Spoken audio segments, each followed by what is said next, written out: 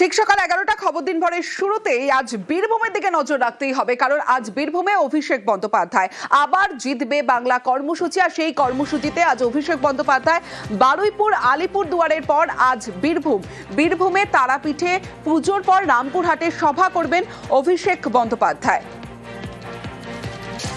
সরাসরি চলে যাব, আবির ঘোষাল রয়েছে আমার সঙ্গে, আবিরের সঙ্গে কথা বলবো।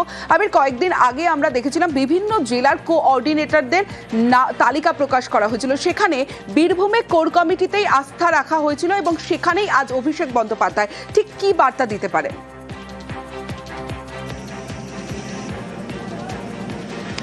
দেখো, প্রথমত বীরভূমের যে 11টি বিধানসভা আসন রয়েছে তা সামনের যে বিধানসভা নির্বাচন, সেখানে সমস্ত রাজনৈতিক দলেরই টার্গেট হচ্ছে এই জেলা থেকে কে কতকগুলি আসন নিজেদের ঝুলিতে পুরতে পারেন। সম্প্রতি বা সাম্প্রতিক সময়ের যে নির্বাচনগুলি যেগুলিতে হয়েছে তার সবকটাতেই তৃণমূল কংগ্রেসের ফল অন্তত এই জেলাতে ভালো, এবং 2023-এর পঞ্চায়েত নির্বাচন থেকে শুরু করে লোকসভার মতো নির্বাচন প্রত্যেকটা ক্ষেত্রেই কোর কমিটি তাদের যে পারফরমেন্স সেই পারফরমেন্স যথেষ্ট ভালো করে দেখিয়েছে। রামপুরহাটের মতো যে জায়গায় বীরভূমে সভা করার ক্ষেত্রে বেছে নেওয়ার একটা উদ্দেশ্য রয়েছে, কারণ এখান থেকে একদিকে মুর্শিদাবাদ জেলার, অন্যদিকে হচ্ছে পশ্চিম বর্ধমান, দুটো জেলাকেই সহজে বার্তা পৌঁছে দিতে পারা যাবে। এবং অতি সম্প্রতি সময় হুমায়ুনের নতুন দল বা নওশাদ সিদ্দিকীর বারবার ধরে এই যে সীমান্ত যে জায়গাগুলি রয়েছে সেখানে বারবার ধরে প্রচার করতে আসা, সভা করতে আসা, অনেকেই বলছেন যে বিভিন্ন আসনগুলোতে যে সংখ্যালঘু ভোটে তারা ভাগ বসানো, তারা সেটা চেষ্টা করবেন। তৃণমূল যেটা বরাবর করে আসে, তাদের যে সাংগঠনিক যে ভিত্তি সেটাকে মজবুত করে এগোনোর চেষ্টা করে, এবং বীরভূমের ক্ষেত্রে সেই সাংগঠনিক ভিত্তি তাদের মজবুত বলে তারা দাবি করেছে, এবং ফলের ক্ষেত্রে সেটা উল্লেখযোগ্যভাবে সেটা প্রমাণিতও হয়েছে। বেশ কতকগুলো জায়গায় অবশ্য লোকসভা নির্বাচনের ফল আঁচ করতে পেরে তৃণমূল অঙ্ক সাজাতে শুরু করেছে। বিশেষ করে হচ্ছে সিউড়ি পুরো এলাকা, সাঁইথিয়া পুরো এলাকা, অন্যদিকে হচ্ছে মৌরেশ্বর, হাসনের মতো যে যতগুলো জায়গা রয়েছে, এমনকি যে রামপুরহাটে সভা হতে চলেছে সেই রামপুরহাটের পুরো এলাকাতেও লোকসভা নির্বাচনে এই জায়গাতে বিরোধীরা যথেষ্ট ভালো টক্কর দিয়েছে তৃণমূল কংগ্রেসের সঙ্গে। ফলে যে পুরো এলাকার যে ভোট সেটা নিজেদের দখলে আনার জন্য বা রাখার জন্য কি ধরনের কৌশল তারা অবলম্বন করে এগোবে, এই সভাগুলো থেকে সাংগঠনিক ভিত্তির পাশাপাশি দলের নেতাকর্মীদের কাছে সেই বার্তা অবশ্যই দেওয়া হবে। আর অবশ্যই দ্বিতীয়, তুমি জানো যে পরিযায়ী শ্রমিক ইস্যুতে তৃণমূল কংগ্রেস যেহেতু সরব হচ্ছে, রামপুরহাট হচ্ছে তার একদমই রাজনৈতিক দিক থেকে আদর্শের জায়গা। তার কারণ হচ্ছে সোনালী খাতুনকে নিয়ে তৃণমূল যে ধরনের কথা বলে এসছে এবং তারা যে ধরনের লড়াই আন্দোলন চালিয়েছে। ফলে সেদিক থেকে দেখতে গেলে অবশ্যই বীরভূমের ক্ষেত্রে এই দুটো ইস্যুকে সামনে রেখে তৃণমূল কংগ্রেসের সর্বভারতীয় সাধারণ সম্পাদকের তরফ থেকে বার্তা দেওয়া হবে। বেশ আবির, অবশ্যই আমাদের নজর থাকবে আজ বীরভূম থেকে কি বার্তা দেন অভিষেক বন্দ্যোপাধ্যায়। তার আগে আপনাদের জানিয়ে রাখি, তারাপীঠ মন্দিরে যাবেন অভিষেক বন্দ্যোপাধ্যায়, সেখানে তারাপীঠ মন্দিরে পুজো দেবেন। তাই সাজো সাজো রব তারাপীঠ মন্দিরে, কারণ তারাপীঠে পুজো দেবেন অভিষেক বন্দ্যোপাধ্যায়, তারপর রামপুরহাটের সভা এবং তারাপীঠের শেষ মুহূর্তের প্রস্তুতির ছবিটা একটু দেখবো। সরাসরি চলে যাব, অক্ষয় ধীবর রয়েছে আমার সঙ্গে। অক্ষয়, ঠিক কটা নাগাদ তারাপীঠে পৌঁছবেন অভিষেক বন্দ্যোপাধ্যায় এবং কি কি বন্দোবস্ত করা হয়েছে, কারণ তারাপীঠে পুজো দেবেন অভিষেক বন্দ্যোপাধ্যায়?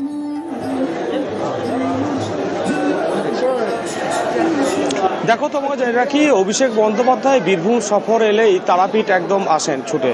সেই মতো আজ তিনি তারাপীঠ মন্দিরে আসবেন, তারাপীঠে মা তারাকে পুজো দেবেন। যেটা আমরা জানতে পারছি 12:53 নাগাদ তিনি হেলিপ্যাডে নামবেন এবং সেখান থেকে তারাপীঠ মন্দিরে আসবেন। প্রথমে তারাপীঠ মন্দির কমিটি তাকে বরণ করে নেবেন, তারপর সেখানে তারা মাকে পুজো দেবেন অভিষেক বন্দ্যোপাধ্যায় সিঙ্গার বেশে, এবং পুজো দেওয়ার শেষে তারাপীঠ মন্দির কমিটির তরফ থেকে অভিষেক বন্দ্যোপাধ্যায়কে সংবর্ধনা দেওয়া হবে মন্দির কমিটির তরফ থেকে। এবং এই যে অভিষেক বন্দ্যোপাধ্যায় তারাপীঠে আসছে, তাই আমরা লক্ষ্য করছি যে সাধারণ যারা কর্মী সমর্থক থেকে সাধারণ মানুষ প্রত্যেকেই কিন্তু সকলে অপেক্ষা করে আছেন সকাল থেকে অভিষেক বন্দ্যোপাধ্যায়কে কাছ থেকে দেখবেন সেই আশায়। সেই মতো মন্দির কমিটির পাশাপাশি বীরভূম জেলা প্রশাসনের তরফ থেকে কড়া নিরাপত্তা ব্যবস্থা রাখা হয়েছে মন্দির এলাকা জুড়ে, এবং যাতে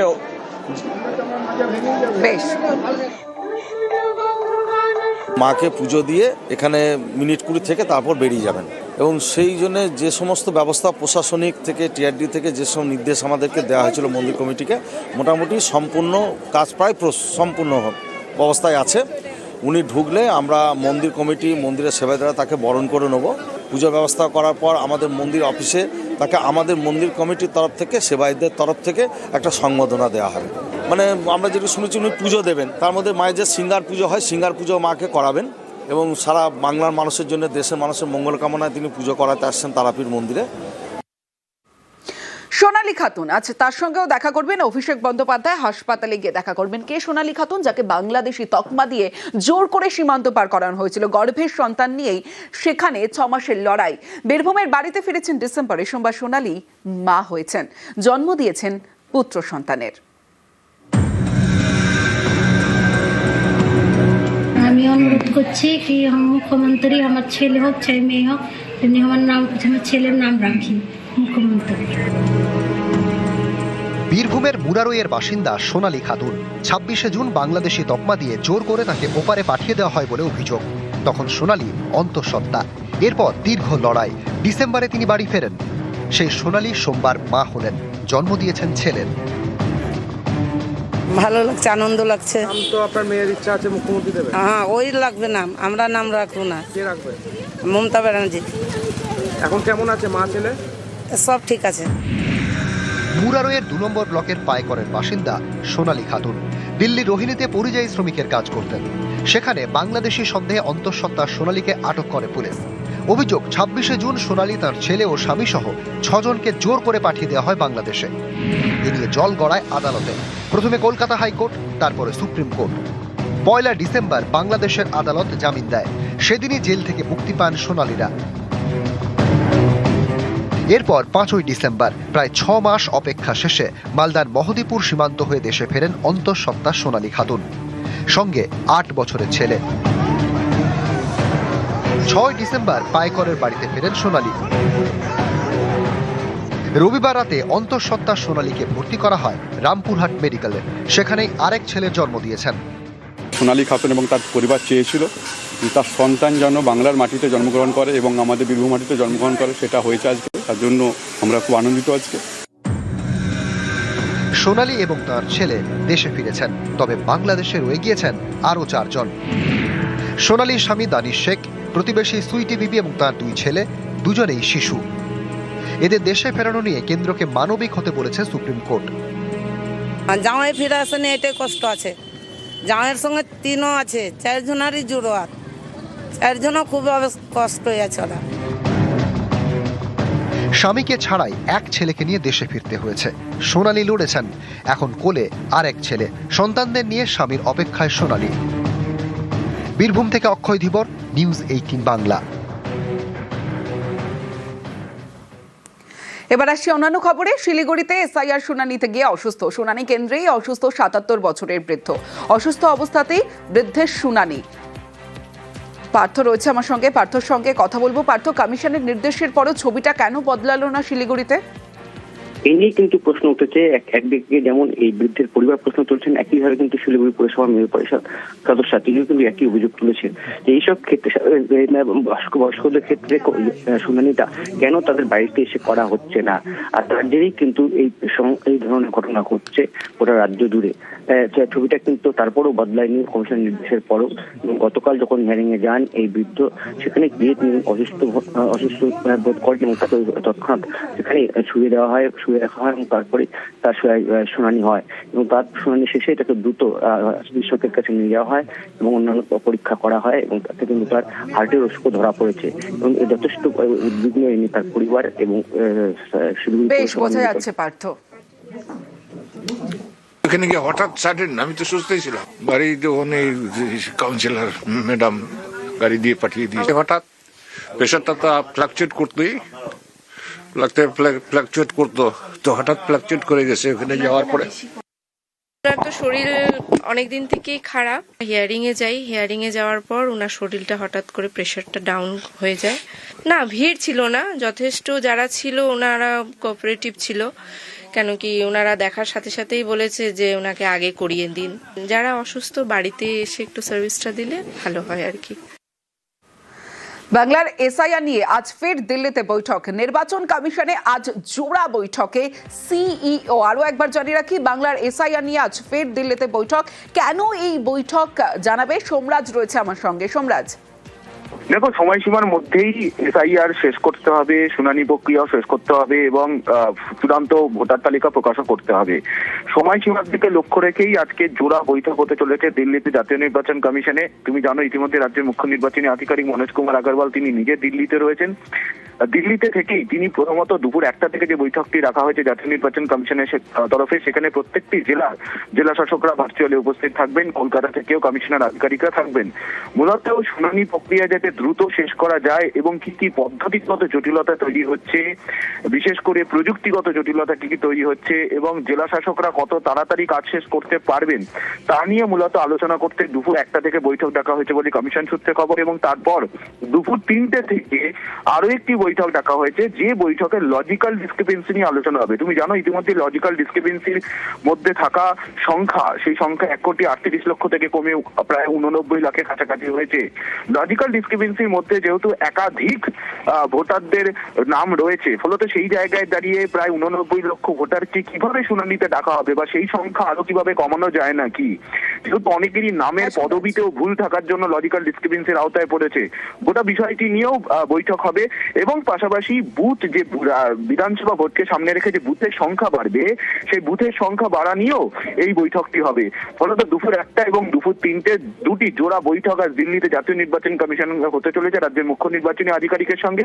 দুপুর 1টার বৈঠকে এই রাজ্যের সব জেলা শাসকরা এবং কলকাতা থেকে কমিশনার আধিকারিকরা ভার্চুয়ালি থাকবেন বলে কমিশন সূত্রে খবর। বেশ। বাংলাদেশে পরপর হিন্দু খুন, 24 ঘন্টায় বাংলাদেশে 2 হিন্দু খুন। নরসিংদীতে হিন্দু যুবকের উপর চড়াও, ধারালো অস্ত্র দিয়ে এলো পাথারি খুন মুদির দোকানের মালিক মণি চক্রবর্তী। ও শুধু তাই নয়, বাংলাদেশে ফের হিন্দু খুন, যশোরের সাংবাদিককে গুলি করে গলা কেটে খুন করা হয়েছে। গত 3 সপ্তাহে আমার সঙ্গে সান্নিক রয়েছে, কথা বলবো। সান্নিক, গত 3 সপ্তাহে যদি আমরা দেখি বাংলাদেশে 6 হিন্দু খুন। ঘটনা, সেখানকার সংখ্যালঘুদের উপর যে বিভিন্ন ধরনের ভাবে আক্রমণ নেমে আসছে, সেই ছবিটাই কিন্তু বাংলাদেশের আইন শৃঙ্খলা পরিস্থিতি অবনতির ছবিটাই বারংবার স্পষ্ট করছে।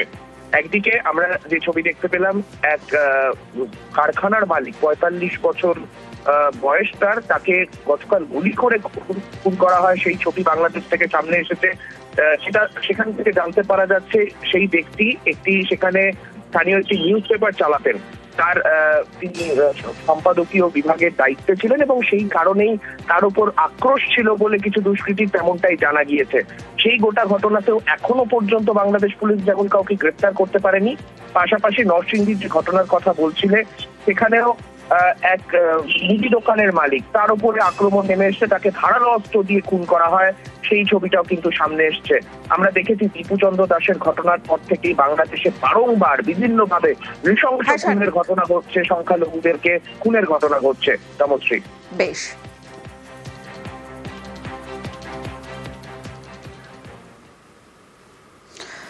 ভেনেজুয়েলা হানা, আর তারপর থেকে টানা হুঙ্কার ট্রাম্পের, প্রায় বুঝিয়ে দিলেন এবার টার্গেট কিউবা। হিটলিস্টে আছে আরো দেশ।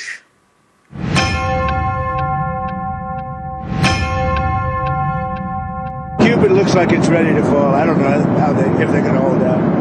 But Cuba now has no income. They got all of their income from Venezuela, from the Venezuelan oil. They're not getting any of it. And Cuba literally is ready to fall. And you have a lot of great Cuban Americans that are going to be very happy about this. রাতের অন্ধকারে ভেনেজুয়েলায় হানা দেয় মার্কিন বাহিনী, রণতরীতে চাপিয়ে তুলে নিয়ে যায় লাতিন আমেরিকান এই দেশের প্রেসিডেন্ট এবং তার স্ত্রীকে। সোমবার থেকে মাদক মামলায় যাদের বিচার শুরু হলো নিউ ইয়র্কের আদালতে, একটা দেশের প্রেসিডেন্টকে তারই বাড়ি থেকে তুলে নিয়ে গেল ট্রাম্পের আমেরিকা। সস্ত্রীক প্রেসিডেন্টকে অপহরণ করে বন্দী। মার্কিন আগ্রাসনের এমন স্পর্ধা দেখে গোটা বিশ্ব হতবাক। এরপরেও থামেনি প্রেসিডেন্ট ডোনাল্ড ট্রাম্পের হুঁশিয়ারি। এখন একটাই প্রশ্ন, ভেনেজুয়েলার পর কে? ট্রাম্পের হিট লিস্টে পড়েন নাম Cuba. Cuba looks like it's ready to fall. I don't know if they're going to hold out. But Cuba now has no income. They got all of their income from Venezuela, from the Venezuelan oil. They're not getting any of it. And Cuba literally is ready to fall. And you have a lot of great Cuban Americans that are going to be very happy about this. দক্ষিণ আমেরিকার দেশ Cuba cold ওয়ারের সময় থেকে আমেরিকার প্রতিপক্ষ। Fidel Castro ক্ষমতায় আসার পর সোভিয়েতের সঙ্গে বন্ধুত্ব করেন, তখন থেকে আমেরিকার শত্রু কিউবা। ভেনেজুয়েলায় হানার পরেই ডোনাল্ড ট্রাম্পের মুখে কিউবার নাম, কারণ ভেনেজুয়েলা এবং কিউবা বন্ধু দেশ। দুই বামপন্থী দেশের সুসম্পর্ক বহু পুরনো। প্রেসিডেন্ট হুগো চাভেজের আমল থেকে অর্থনৈতিকভাবে কিউবাকে সাহায্য করছে ভেনেজুয়েলা। পরিবর্তে ভেনেজুয়েলাকে গোয়েন্দা তথ্য, অর্থনৈতিক বিশেষজ্ঞ, চিকিৎসক এবং স্বাস্থ্যকর্মী পাঠায় কিউবা। প্রয়োজন পড়লে সেনা পাঠিয়েও সাহায্য করে। 2013-এ মৃত্যুর আগে শাভেজ বলেছিলেন, ভেনেজুয়েলা এবং কিউবা দুটো আলাদা দেশ নয়, একটাই মাটি। এই দুই বন্ধুকে চীন এবং রাশিয়ার থেকে দূরে রাখতে বন্ধুত্বের কৌশল নিয়েছিলেন ট্রাম্পের পূর্বসূরি বারাক ওবামা। 2016-র ঐতিহাসিক কিউবা সফরে তিনি দেখা করেছিলেন ফিদেল কাস্ত্রোর ভাই রাউল কাস্ত্রোর সঙ্গে।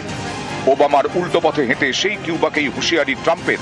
তবে ট্রাম্পের দাদাগিরির সামনে এত সহজে মাথা নত করতে রাজি নয় কিউবা।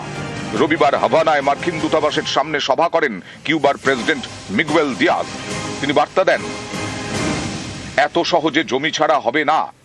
অনেকেই দাবি করছেন, ভেনেজুয়েলায় মার্কিন হানায় কিউবার 32 জন জওয়ানের মৃত্যু হয়েছে। তাদের মৃত্যুরও বদলা নেওয়ার হুঁশিয়ারি দিয়েছেন কিউবার প্রেসিডেন্ট দিয়াজ।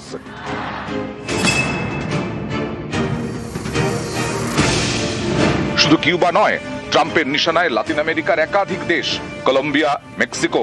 দু দেশের বিরুদ্ধেই মাদক চক্র চালানোর অভিযোগ মার্কিন প্রেসিডেন্টের।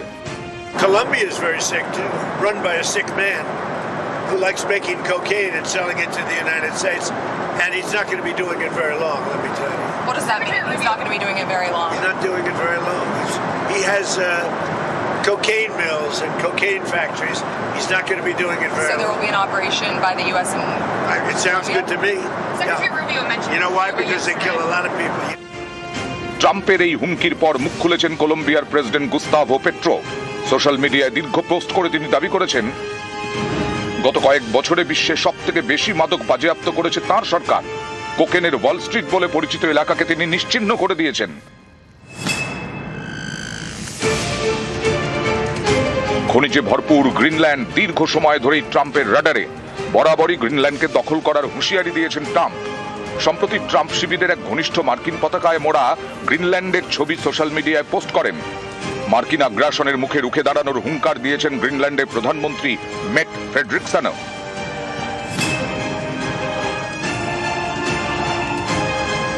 আমেরিকার হিটলিস্টে বহু পুরনো নাম ইরান। এককালে পরমাণু অস্ত্র তৈরির অভিযোগ তুলে ইরানের ওপর নানা নিষেধাজ্ঞা চাপিয়েছে আমেরিকা। সম্প্রতি ইরান ইসরায়েল সংঘাতের সময়ও খোলাখুলিভাবে ইরানের বিরুদ্ধে ময়দানে নেমেছে পেন্টাগন। এবার ইরানের ঘরোয়া অশান্তি নিয়েও হুঙ্কার দিতে শুরু করেছেন ডোনাল্ড ট্রাম্প। শাসক বিরোধী বিক্ষোভ চলছে ইরানে। ট্রাম্পের হুঁশিয়ারি, বিক্ষোভকারীদের গুলি করলে ইরানকে ছেড়ে কথা বলবে না আমেরিকা। অর্থাৎ ট্রাম্পের নজর এখন নানা দেশে। একদিকে দাদাগিরি, তার সঙ্গে কোটি কোটি ডলারের কারবারি। নিউজ 18 বাংলা। ফের শুল্ক হুঁশিয়ারি ট্রাম্পের। ভারতের উপর শুল্ক চাপানোর হুঁশিয়ারি দিলেন ডোনাল্ড ট্রাম্প। প্রধানমন্ত্রী নরেন্দ্র মোদীর প্রশংসা করলে একই সঙ্গে দিলেন হুঁশিয়ারিও। Modi's a very good man. He's a good guy. He knew I was not happy, and it was important to make me happy. They do trade, and we can raise tariffs on them very quickly, and it would be very bad for them. ভেনেজুয়েলার হামলার পর থেকে Donald ট্রাম্পের সুর সপ্তমে একের পর এক দেশকে হুঁশিয়ারি দিয়ে চলেছেন তিনি। রবিবার ফের শুল্ক নিয়ে হুঁশিয়ারি দিলেন ভারতকেও। প্রধানমন্ত্রী নরেন্দ্র মোদীর প্রশংসা করলেন, তারপরই দিলেন হুঁশিয়ারি। Modi's a very good man. He's a good guy. He knew I was not happy, and it was important to make me happy. They do trade, and we can raise tariffs on them very quickly, and it would be very bad for them. ট্রাম্পের বারংবার হুঁশিয়ারি সত্ত্বেও Russia থেকে তেল কেনা বন্ধ করেনি ভারত। তাই দিল্লির উপর রেগে মার্কিন প্রেসিডেন্ট। আমেরিকার বাজারে বিক্রি হওয়া ভারতীয় পণ্যের উপর আগে 25% শুল্ক নিত আমেরিকা। রাশিয়া থেকে তেল কেনার জরিমানা হিসেবে ভারতীয় পণ্যের উপর আরও 25% শুল্ক চাপিয়ে দেয় ট্রাম্প প্রশাসন। ফলে আমেরিকায় রপ্তানি করা ভারতীয় পণ্যের উপর এখন 50% শুল্ক নেওয়া হয়। যার জেরে মার্কিন মুলুকে ভারতীয় পণ্যের দাম বেড়েছে, যার প্রভাব পড়েছে ভারতে বিভিন্ন সামগ্রীর উৎপাদনে। এই পরিস্থিতিতে আরও শুল্ক চাপানোর হুঁশিয়ারি দিলেন ট্রাম্প। ইউক্রেনের সঙ্গে যুদ্ধের জেরে রাশিয়াকে একঘরে করতে উঠে পড়ে লেগেছে আমেরিকা এবং ইউরোপের দেশগুলি। রাশিয়ার থেকে তেল আমদানিতে নিষেধাজ্ঞা জারি করা হয়েছে, কিন্তু আমেরিকার হুঁশিয়ারি সত্ত্বেও বন্ধু মস্কোর সঙ্গে ব্যবসা বন্ধ করেনি নয়াদিল্লি। আগের থেকে কম হলেও রাশিয়ার থেকে এখনো তেল কিনছে ভারত। গত ডিসেম্বরে রাশিয়া থেকে 10 লক্ষ ব্যারেল অপরিশোধিত তেল এসেছে ভারতে। সম্প্রতি খোদ রুশ প্রেসিডেন্ট ভ্লাদিমির পুতিনও ভারত সফর করে গিয়েছেন। এসবই সহ্য করতে পারছেন না ডোনাল্ড ট্রাম্প, অথচ ট্রাম্প নিজে পুতিনের সঙ্গে আলাস্কায় বৈঠক করেছেন। চেষ্টা করছেন রাশিয়া এবং ইউক্রেনের মধ্যে দ্বৈত করার, যদিও সেই কাজে ট্রাম্প এখনো সফল হতে পারেননি। উল্টে মস্কো বুঝিয়ে দিয়েছে যুদ্ধ চলবে। এখন ট্রাম্প হুঁশিয়ারি দিচ্ছেন ভারতকে।